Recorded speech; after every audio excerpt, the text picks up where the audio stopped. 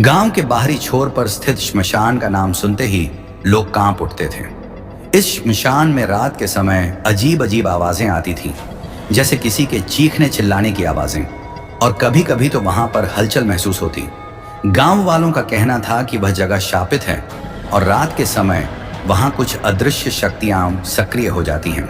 किसी न किसी तरह से गांव में उस श्मशान की खौफनाक कहानियां फैल चुकी थीं। लेकिन एक रात एक युवक ने तय किया कि वह इन अफवाहों का पर्दाफाश करेगा। उसका नाम रामू था और उसे यकीन था कि यह सब महज बकवास है। रामू ने जैसे ही श्मशान की ओर कदम बढ़ाए, चारों ओर घना अंधेरा था। गांव से थोड़ी दूरी पर स्थित श्मशान के अंदर कोई दिखाई नहीं दे रहा था, लेकिन हवा में एक ठंडी सी खामोशी पसरी हुई थी। जैसे जैसे वह श्मशान के पास पहुंचा, एक अजीब सी खतरनाक चुप्पी जांचने लगी। अचानक ही एक जोर की चीख उसकी खोपड़ी तक गूंज उठी। वह रुक गया, दिल की धड़कनें तेज हो गईं, लेकिन उसने फिर भी डर को नकारते हुए कदम बढ़ाए। श्मशान के अंदर प्रवेश करते ही वह एक पुरानी समाधि के पास रुका, जहां पर मिट्टी की ढेर सारी जमी हुई थी। उसका ध्यान खींचा उस समाधि पर पड़े ताजे फूलों ने। ये फूल तो दिन में नहीं थे, ये उसने सुबह देखे थे। कहीं ना कहीं उसे लगा कि श्मशान में कुछ तो गड़बड़ है। अचानक वह महसूस करता है कि जैसे कोई उसके पास खड़ा है। उसने पलट कर देखा, लेकिन कोई नहीं था। फिर अचानक एक ठंडी हवा का झोंका उसके शरीर से टकराया और उसकी रीढ़ की हड्डी तक झकझोर गया। रामू की नजर उस श्मशान के कोने में रखी एक जलती हुई चिता पर पड़ी। जैसे ही वह पास गया, जलती चिता बुझ गई और एक कटी फटी महिला की आकृति वहां खड़ी हो गई। वह आकृति श्मशान में जलते अंगारों के बीच एक कटी फटी चुप्पे लहजे में धीरे धीरे रामू की ओर बढ़ने लगी। उसकी आंखों से खून टपक रहा था और उसका चेहरा भूतिया और भयावह था। रामू ने डरते हुए कहा, तुम कौन हो? महिला का चेहरा जरा सा मुस्कुराया और उसने घबराए हुए रामू से कहा, तुमने जो किया है वह तुम्हें खौफनाक सजा देगा। रामू का दिल थम गया। उसने दौड़ने की कोशिश की, लेकिन उसकी पांव जैसे किसी अदृश्य शक्ति से बंध गए थे।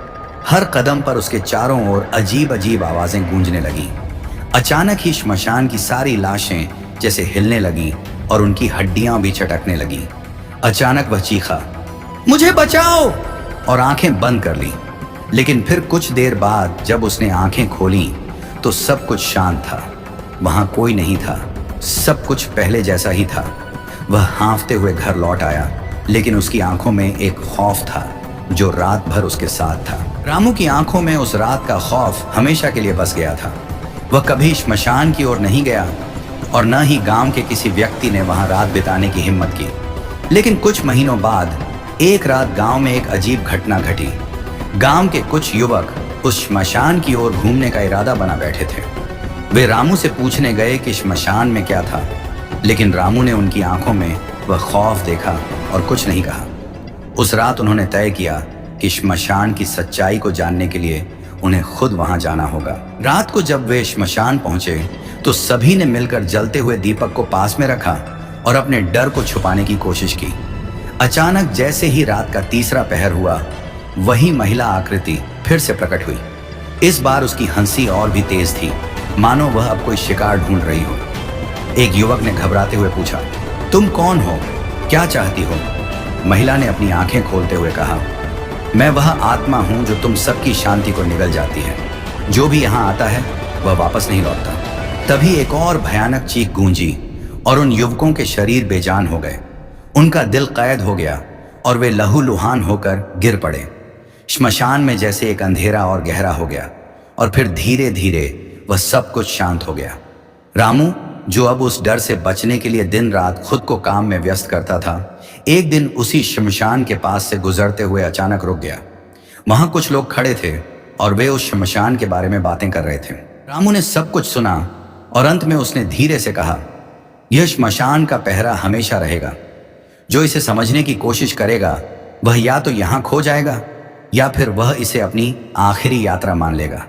तब से श्मशान के पास किसी ने कभी भी रात बिताने की हिम्मत नहीं दिखाई। लोग डरते हुए इस स्थान से दूर रहते थे और श्मशान का भूतिया पहरा आज भी उसी रहस्य के साथ जीवित है।